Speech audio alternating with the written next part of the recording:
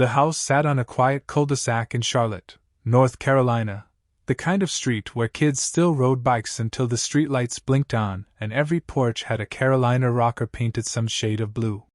It was late October 2025, and the air smelled like wood smoke and turning leaves. Inside the Whitaker home, the dining room table had been shoved aside to make room for the annual Family Settlers of Caton tournament.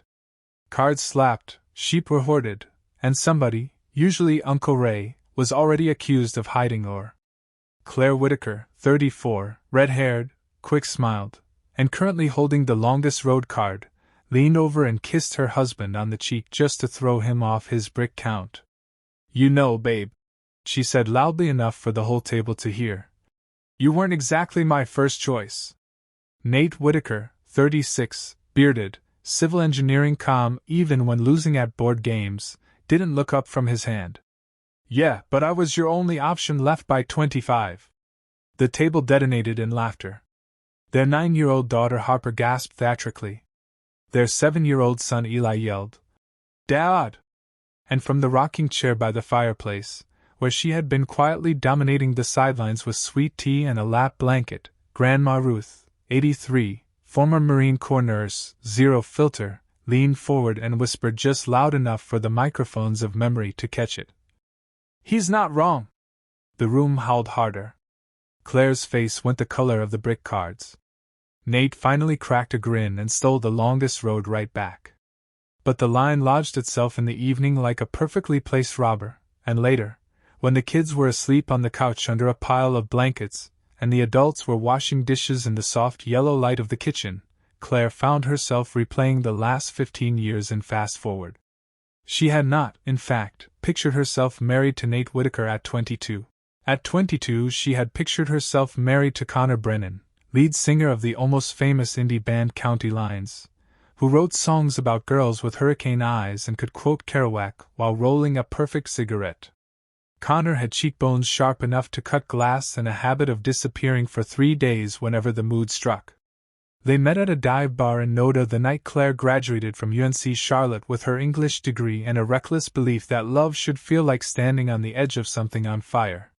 For 18 months they burned. Late nights in Nashville green rooms, Claire selling merch while Connor crowd-surfed.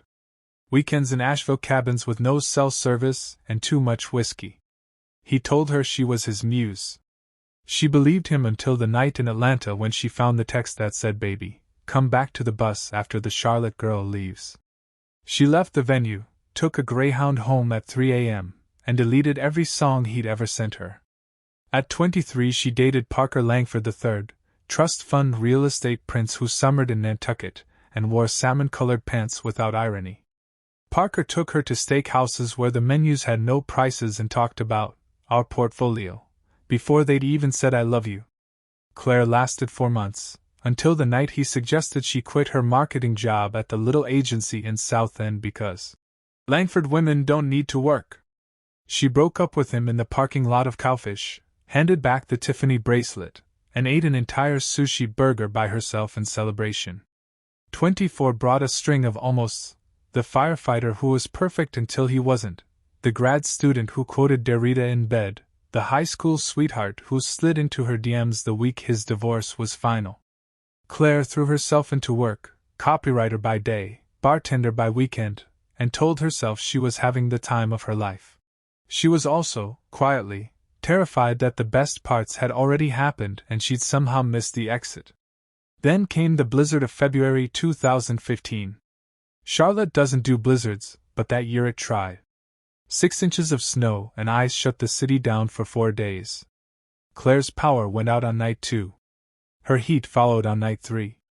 By night 4 she was wearing 3 hoodies and burning Yankee candles for warmth when her coworker Jess texted, "My brother-in-law is riding around in his jacked-up truck rescuing idiots with no heat.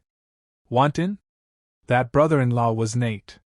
He showed up in a black Tacoma, Clemson beanie pulled low, carrying 2 pizzas and a grin that said he was enjoying the apocalypse a little too much.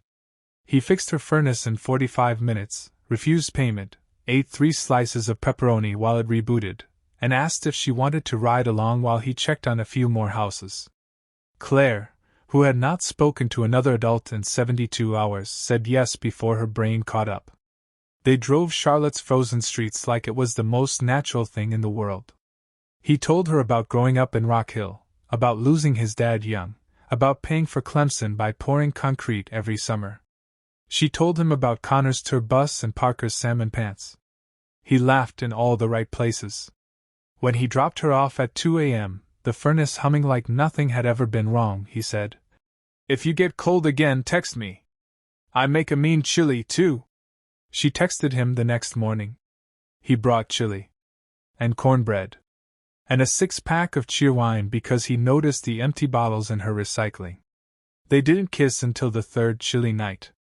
It happened in her kitchen while snow melted off his boots onto the mat that said, "Hey y'all." It was slow and certain and tasted like cumin and possibility. Claire still dated other people for a while, force of habit, fear of momentum. There was the photographer who talked about light ratios too much. The CrossFit coach who called her, "dude," in bed. And one disastrous coffee reunion with Connor, who was, between tours, and somehow smaller than she remembered. Every time she compared them to Nate, they came up short. Nate showed up when he said he would. He remembered that she hated cilantro.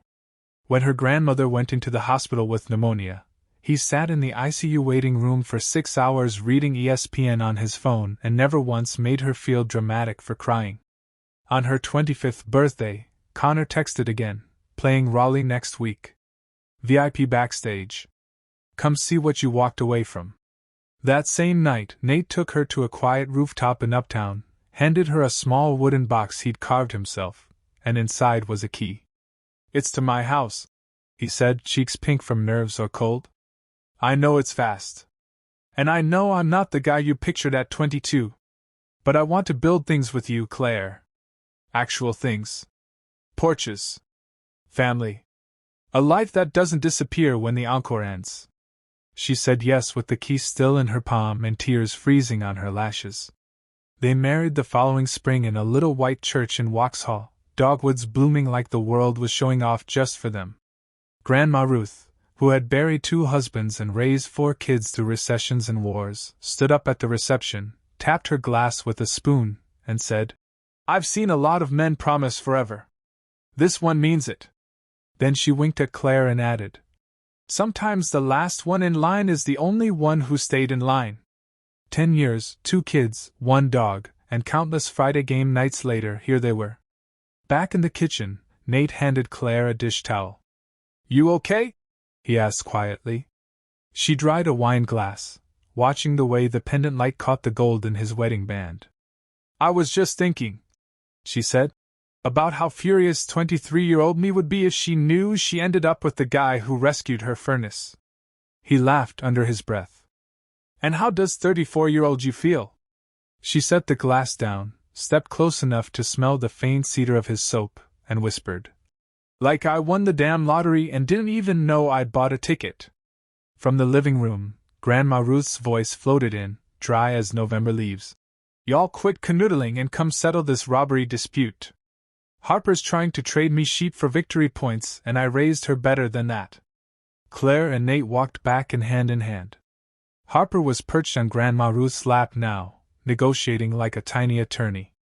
Eli was asleep with his head on Uncle Ray's shoulder. The fire crackled. Someone had put Vince Guaraldi on the speaker because in the Whitaker house, Christmas music started in October, and no one apologized. As the final round began, Claire looked around the room, her wild, loud, imperfect family, and felt the full weight of every road she didn't take. None of them had led here. Only this one had. The one that started with a broken furnace and a man who showed up in a blizzard with pizza and stayed for the rest of her life. Nate leaned over, stole an or card from her pile, and murmured, "For the record, you weren't my first choice either." Claire raised an eyebrow. He grinned. "You were my only choice. Took me 28 years to find you." Grandma Ruth caught the exchange, lifted her sweet tea in salute, and whispered once more, just for them, "He's not wrong." And in the warm glow of a North Carolina autumn, surrounded by sheep cards and children's laughter, and the unshakable certainty of being exactly where she belonged, Claire knew the deepest truth of all. Neither was she.